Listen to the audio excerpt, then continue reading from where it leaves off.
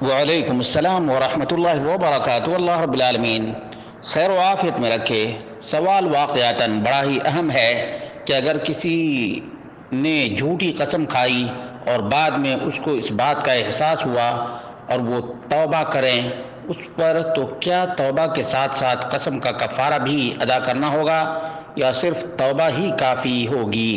اس کا جواب یہ ہے کہ الحلف باللہ کاذبا محرم، اللہ کی قسم، وہ بھی جھوٹی قسم کھانا حرام ہے، اور اسی کو الیمین الغموس کہا جاتا ہے۔ الیمین الغموس کہا جاتا ہے بعض علماء کے نزدیک۔ وہ کبیرۃ من کبائر الذنوب، اور یہ کبیرہ گناہوں میں سے ہے۔ صحیح بخاری میں 6675 نمبر کی روایت ہے۔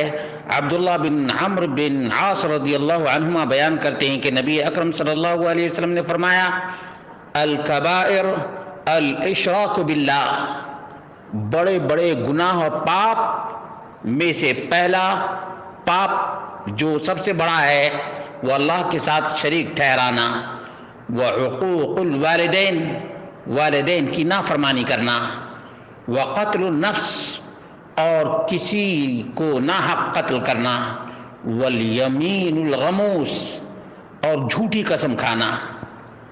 ایسی صورت میں فالواجب ان تتوب الی اللہ وتسألہ العفو والمغفرہ، ایسی صورت میں صرف بارگاہ الہی میں خالص توبہ ہے اور اللہ رب العالمین سے طلب مغفرت ہے اور عفو درگزر کا سوال ہے۔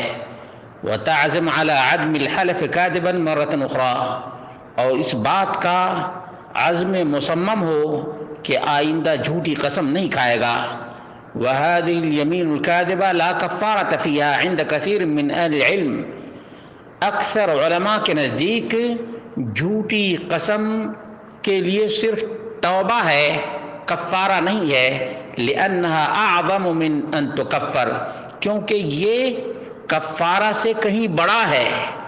قال الامام مالک رحمہ اللہ فی الیمین الغموس، الغموس الحلف على تعمد الكذب، امام مالک نے کہا الیمین الغموس کیا ہے کہ جان بوجھ کر جھوٹی قسم کھانا، وهو اعظم من ان تكفره الكفارہ، اور یہ اتنا بڑا ہے کہ کفارہ اس کے لیے کافی نہیں ہے۔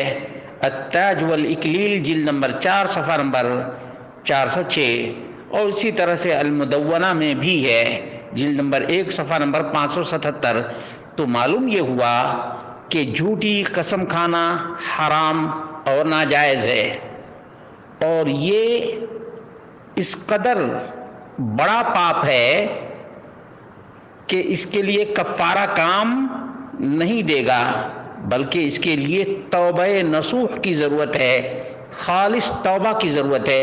بس اللہ رب العالمین اپنی قسم کی حفاظت کرنے کی توفیق عطا فرمائے اور جھوٹی قسم کھانے سے بھی محفوظ رکھے۔